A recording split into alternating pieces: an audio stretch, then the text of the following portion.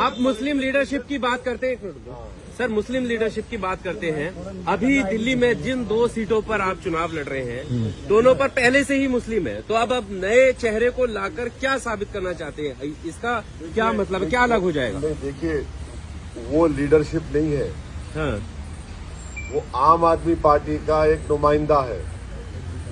अगर वो लीडर होता तो 18 महीने से वक्फ बोर्ड को कॉन्स्टिट्यूट करते।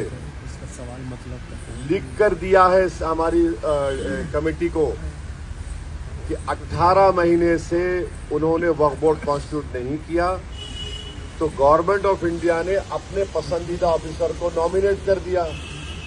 और पसंदीदा ऑफिसर ऐसा नॉमिनेट किया कि ये हमारे घर के सामने 2 खबरें थी। ये 1984 में मरहूम वालिद को घर मिला था, 2004 में मुझे लकीली मिल गया। आपको मालूम कि आज से 2 साल पहले हम लोग कोई नहीं थे, हमारे घर को घेर कर 2 खबरों को तोड़ दिया गया। मैं दिल्ली वक्फ बोर्ड को बताया कि क्या हुआ। Non constitution of the Delhi Waqf board officer आके पूरा तोड़ना शुरू कर दिया। पुरानी ईदगाह में जाकर देखिए, जो वहां पर जो तमाशा कर दिया गया।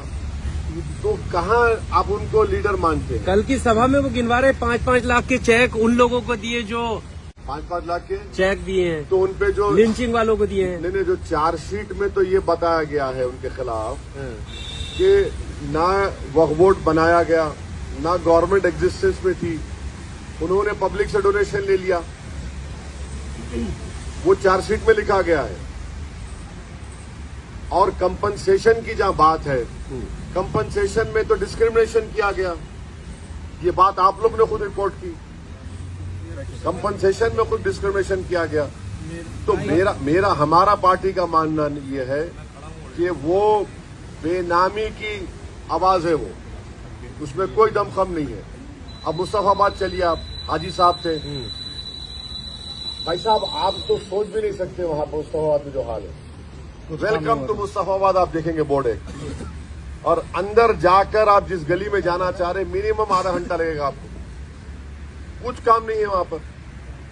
फिर आप रूलिंग पार्टी के एमएलए है, आपका चीफ मिनिस्टर है, जो सारे बाजा बजाते फिरता है कि मैं ये कर दिया, मैं वो कर दिया, फुला कर दिया। कहाँ है बताइए फिर?